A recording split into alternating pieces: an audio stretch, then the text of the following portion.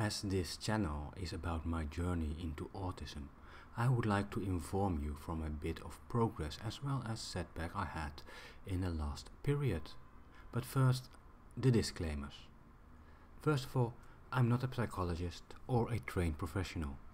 These are my insights and my own experiences, and they may change over time as I discover more about autism and myself.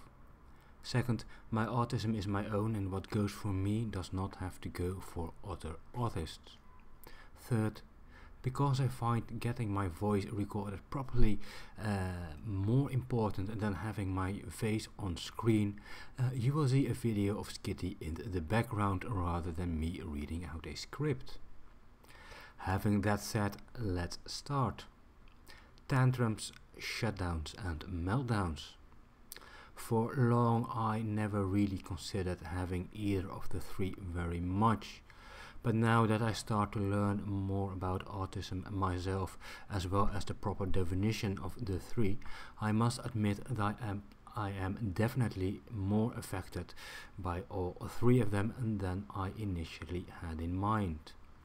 The difference between tantrums on one hand and shutdowns and meltdowns on the other is that tantrums tend to be a response to a direct stimulation, while a shutdown or meltdown happens when the situation gets too overwhelming and can creep up over time.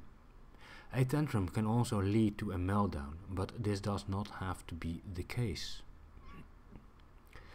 Tantrums are often described with aggressive behavior, screaming, fighting, throwing things. The things the world sees. However, what people do not realize is that it is not because we are so very angry at you, but because something just happened which could have been caused by you, but that was processed completely wrong or touched a very sensitive autistic principle which makes us respond in such a way. These tantrums do not mean we are bad or have bad intentions or wish to act like spoiled brats or cause harm. It is because we got a surge of emotions going through us, and that at that point all form of reason goes out of the window, and it is the only way we know how to communicate or try to communicate at that point. I have my tantrums, mostly with the people I care about, because I care about them. When I feel that I am done injustice or not taken serious, or the other is not paying attention, I can go on a tantrum. This can range from a discussion where somebody made a remark that just hit the wrong nerve, to when I try to help and explain people something and I feel they do not pay attention or waste my time by not listening. Being strict in my assumption that if you do not understand something, you ask about it, and if you didn't ask questions, you therefore understand. Asking things that I already explained can get me really riled up. Oddly enough, this happens near exclusively with people I care for most, and I tend to drop my guard a bit, feeling safer with them and secure, rather than maintaining a constant mask as I do with others or in professional situations. If the tantrum is not addressed properly and the issues linger in my mind, then the tantrum can develop into a meltdown. The issue on what the tantrum was about starts grinding through my head, going over it again and again in different scenarios and variations, ranging from how it should be to the most gruesome and extreme. Though this will help me get over the issue with the tantrum itself, it does build up a large amount of stress and anxiety, which can lead to the meltdown. For those who are familiar with Dungeons and Dragons, I'm like a beholder, in that sense, with a similar developed paranoia and prepared for every eventuality that may come. Meltdowns with or without a preceding tantrum occur when the entire situation gets too overwhelming. For me, it are often combinations of negative emotions stacking up on top of each other, usually related to big changes in my life or lingering annoyances that I cannot solve or talk out, such as issues on work. Example like that was one of my previous jobs for a company who systematically try to rip off their clients by promising more than they know.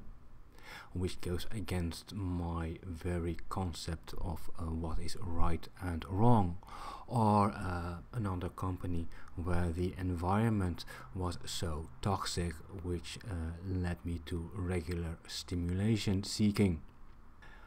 Meltdowns can have the same characteristics as tantrums, but are often experienced in more private settings. When I slip into a meltdown, I stop being verbally aggressive to others, but become very passive-aggressive, and the feeling of let all be damned comes over me. I basically give up on everything at that point, and have dabbled with suicidal thoughts.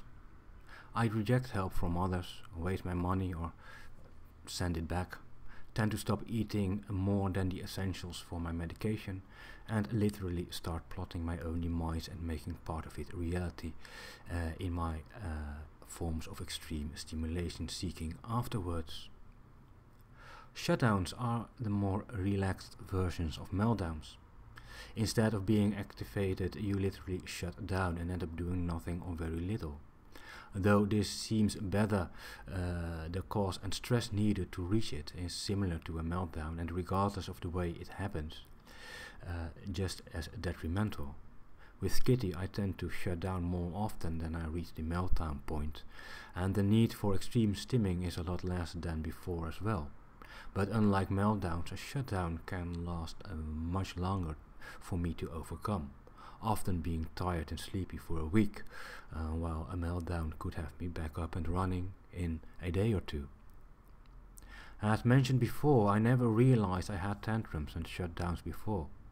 It is because I am now starting to delve deeper into the autism world, have contact with some other autists, and taken the time to re-examine the processes in my head and life, that I realized that my tantrums, meltdowns and shutdowns have played a huge part in my life, whether that is with my relation with my parents and friends, keeping jobs despite the fact I have always been one of the best in what I do, to why I often don't eat properly despite the fact I got food in the fridge. It is sad to realize that it all could have been different, and though nobody is to blame, I wonder what could have been when I would have been taught mechanisms to cope with my tantrums amongst those I love and care for. What would have happened if my parents and direct surroundings would have been taught how to properly deal with it, and if I had the guidance needed and still need. The positive side is that in order to solve a problem, you got to recognize it first, and that I do now. And I hope that I will finally get the guidance, therapies and training needed to handle these issues better in the near future. It has been 10 months now since I have had my official diagnosis, and I realize that COVID-19 has slowed things down substantially. I am still waiting to receive the needed autism coach that can help me on my way and help me find the right support for me. As this video is about tantrums and meltdowns, I feel I need to add a part on how to deal with them as an outsider or friend. I think it's very important to note that preventing your autist friend from getting to the point of a tantrum or meltdown is key. Just as a cat will dislike it if you rub it in the wrong way, an autist will have their own weaknesses and hang-ups. Not because they want to have them, but simply because. Not having issues with your autistic friend means that you will have to take these autistic issues into account and avoid them, if at all possible, to ensure a good time together. If your autistic friend does get uncomfortable and starts behaving different or weird, then don't judge. We don't need your judgment. We need your understanding, some love, a bit of care, and perhaps a hug. We communicate through our actions, and though you might interpret it as aggressive or unwanted behavior, it is the only way we know how to express ourselves at that point, our way to try and communicate with the world. And once a meltdown has started, it's very hard to near impossible for the autist to snap out of it by themselves or by others. Understanding, guiding and making sure nothing worse happens while the autistic friend has its moment is the best thing and all you can do. And with that, I want to end this video. If you like it and found it informative, please subscribe, like and share the video with those you think might benefit from knowing of it. I'm planning to make a video on things you should not say to an autist. I know there are a fair amount of those on the internet already, but I wish to give my own specific take on it. For autists watching this, feel free to leave a comment on what annoys you when autism comes up as a topic, or what you would like people to stop saying or thinking about autists. Thank you again for watching. Hope to see you soon. Please share, like and subscribe.